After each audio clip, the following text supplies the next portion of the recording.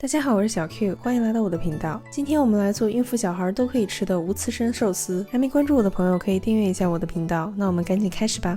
碗中打入4个鸡蛋，搅拌均匀。锅中倒入食用油，油热后下入鸡蛋，煎至两面金黄即可出锅。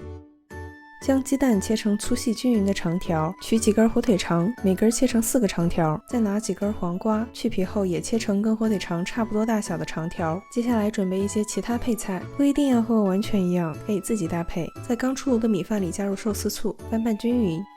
在寿司垫上铺上一层保鲜膜，放上一块寿司海苔，薄薄的刷上一层麻油，放入米饭铺平。首先来做经典版，我们加入黄瓜、火腿和鸡蛋，用双手的拇指和食指捏住边缘，剩下的手指抵住配菜，将寿司卷起来。我们再来做肉松款，这款其实就在经典款的基础上加入肉松、沙拉酱、番茄酱。同样的，我们把它卷起包好。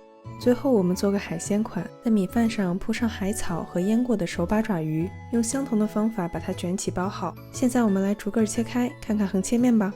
哇哦，配料很多，看起来很有食欲哦。可以搭配一点寿司酱油，喜欢芥末的也可以加一点。我先替你们尝尝。真的很好吃，制作简单，建议大家都来试试哦。